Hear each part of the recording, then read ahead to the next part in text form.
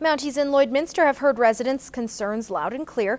The results of a public survey addressing the city's policing needs are being put to use through an annual performance plan system. Adam McVicker has more on the RCMP strategy for 2017. Mounties in the border city now have a clearer picture of how residents want to see policing in 2017.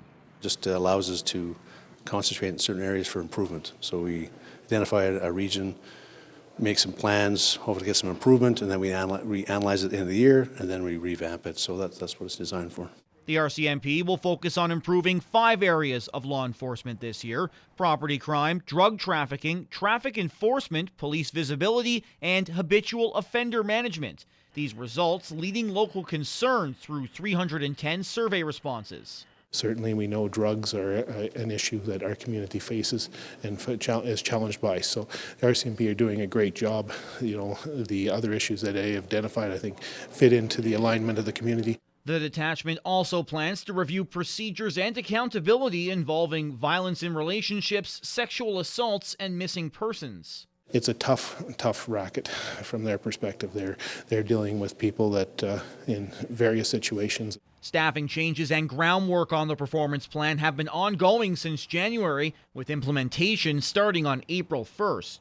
We had the traffic component, which will be having a member assigned here starting this week. So it'll be a traffic component, and also the habitual offender program is on there now too as one of our mandates, and some more visibility, just some more patrols.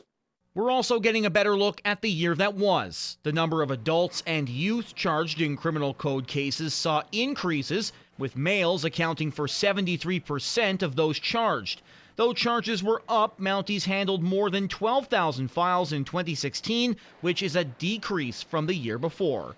The crime reduction strategy that's been employed by the detachment has had some really significant impacts. You know, when you dive right into things, you realize how much effort goes into it. Adam McVicker, Newcap News. The city's value is on the rise. This after an external audit by Wilkinson Livingston Stevens LLP gave the books a clean bill of health. You can't really be happier than when you get a clean, unqualified audit. Well, I'm as happy as we can be. The numbers are the numbers. Certainly, it's always good to see an increased value. As of December 31st, 2016, the city saw a slight decline in revenues and expenses from 2015, but the city did see increased value last year. Financial assets up $11 million, while tangible capital assets jumped $12 million to just over $475 million. So when we talk about $500 million worth of assets, that's what we do have as a city. We have $500 million worth of assets. But when you realize that's the water lines, the sewer lines, the water inlet, as well as the hockey rinks, as well as the trucks that drive around, I think people get a little better perspective of that whole arrangement. City Council approved the results of the audit on Monday. Well, despite a sluggish economy this past year, the Lloydminster and District Co-op was pleasantly surprised by its financial results. At the association's annual general meeting, it was reported sales were marginally up at $141 million. After-tax earnings were at around $6.8 million, which is the second highest in their 103-year history. Out of that $6.8 million after-tax earnings, we were able to return a little over $3.3 million back to our membership in terms of equity and cash back. Now the return to the association's 18,000 members will vary on patronage or usage. The percentage on fuel, for example, it was 5%. So members that spend $100 in fuel would get $5 back. You know, and obviously we've got members that spend thousands of dollars on fuel, and it'd be 5% of that comes back. When it comes to projects, Stevenson says this will be a year of planning rather than construction. 2 weeks we told you about the European adventure Holy Rosary High School's travel club was gearing up for, which included a stop in Vimy Ridge. In this week's Beyond the Classroom, we catch up with some of the travelers to hear about the trip. Bonjour, Lloydminster! Greetings from Paris, the last leg of this group's trip to Europe, which also included stops in Austria and Italy, visiting Salzburg, Vienna and Venice, to name a few. It was really cool to see all the canals and just the skinny streets and the Doge's Palace. After Venice, a night train later, and the team was in the City of Lights. We got to see all the major monuments, and we got to go to the Louvre and just all the things that you hear about and you're like, yeah, that's pretty cool, but then you see it and you're just like, oh my goodness. But the most impactful part of the trip was the stop in Vimy Ridge, a chance for the group to commemorate the 100th anniversary of the battle, taking gravestone rubbings and laying wreaths on the monument. Veronica Lucas's grandfather is a Legion member. She says being in Vimy meant a lot to her. I got to lay a wreath on behalf of his Legion and the Lloydminster Legion, which was pretty awesome. But the Vimy visit also had a special meaning to Richard Benning. I actually found the name of my great uncle on the memorial. That was kind of touching. And we went through the tunnels that the soldiers actually stayed in until the actual battle, so that was really cool and interesting. This all accompanied by a prayer service and the singing of the national anthem. Our home and native land. Our voice carried down the hills, like the ridge goes down into where the battlefield was. So Canada was just projecting out over the plains. As for the overall consensus, it was pretty much everything that we'd hoped for. Oh, Canada, we stand on guard for thee. The Calgary Stampede is no doubt an international attraction, but there's heated debate about how animals are treated at any rodeo.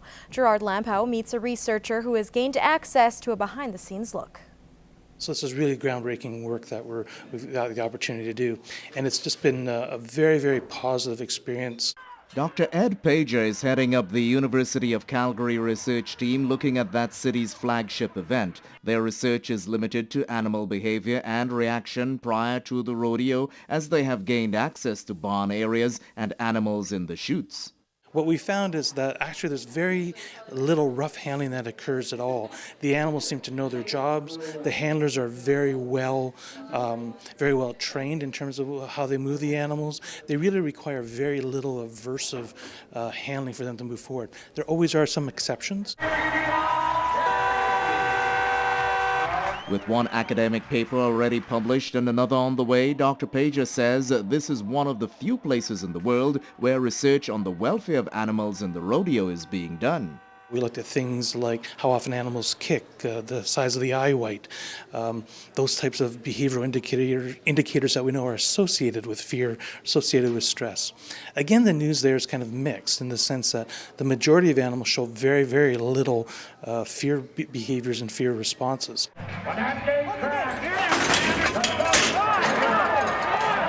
Pager added animals that are new to the rodeo exhibited more signs of fear, and their nervousness and bucking resulted from them not used to so many people at a large event. Research is also coming out on horses' performance at chuck wagons and the amount of work required. How difficult some of these tasks are on the animals, whether we can pick up early indicators of problems such as heart attacks or things like that. Given that rodeos, parades and carnivals are ongoing, Dr. Pager sees his research as adding fresh perspectives on animal welfare at these events. He says people who work with animals on a regular basis are aware of animal welfare issues and are doing a good job.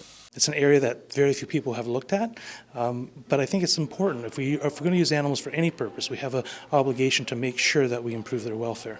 Gerard Lampow, Newcap News.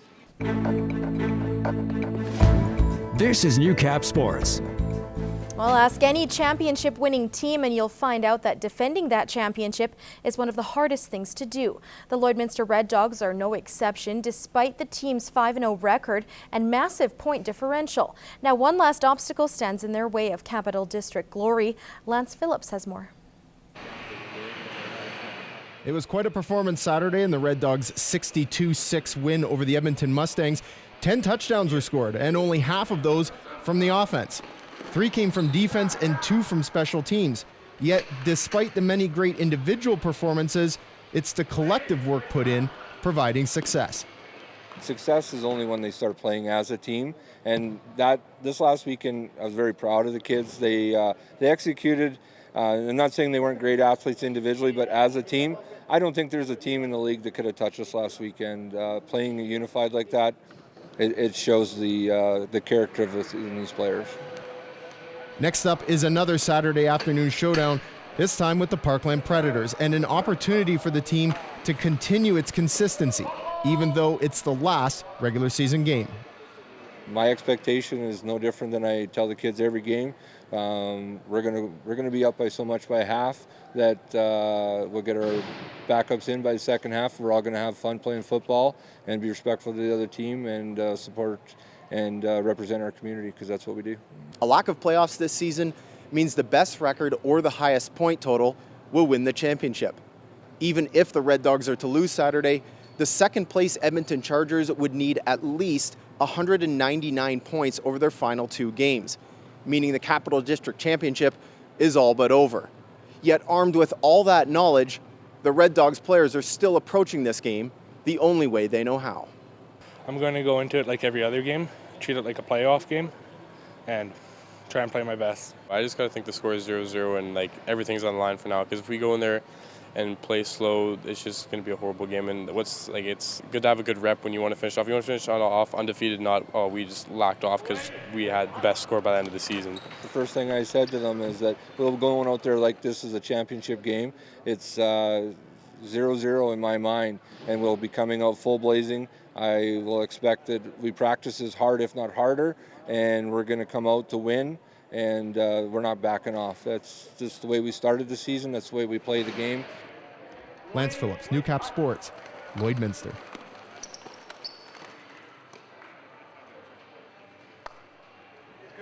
Last weekend's Red Dogs win was due in large part to the young contingent of players the teams worked with over this year. Over 10 starters were out of the lineup for various commitments, and 3 of those may be continuing on with a provincial program. Chopper Hippe, Kyle Tice, and Nathan Zacharias all attended the final camp for Team Alberta's under-18 football program. One final opportunity for Lloydminster's talented players to show their skills. I thought I did pretty good. Yeah. I outperformed a couple of running backs, I thought. But yeah, I thought I could have did it a little better. Just a couple injuries I need to take care of. I felt like I did okay. It wasn't that, I did mess up a couple of times, but overall I felt like I did good. I feel like I did pretty good. I feel like it was my best camp for sure, and I think after this camp I've got a good chance of making the team. Being a part of Alberta's provincial team not only presents the opportunity to play against top competition, it can provide a future in the sport for some of the most skilled athletes. It's huge. Like, this will launch my career into the next level of football and get my name out there from a small town. Very proud when as a coach, to see the players and the kids from this community getting that opportunity. They get seen by scouts and other talented teams, and where they can have more opportunities in the future when they leave high school. So I don't doubt their talent. I'm very proud of them. Proud to be part of coaching their future, and I knew they'd do great. There are 80 spots available for the under-18 and under-17 teams. Selections will be made late this week.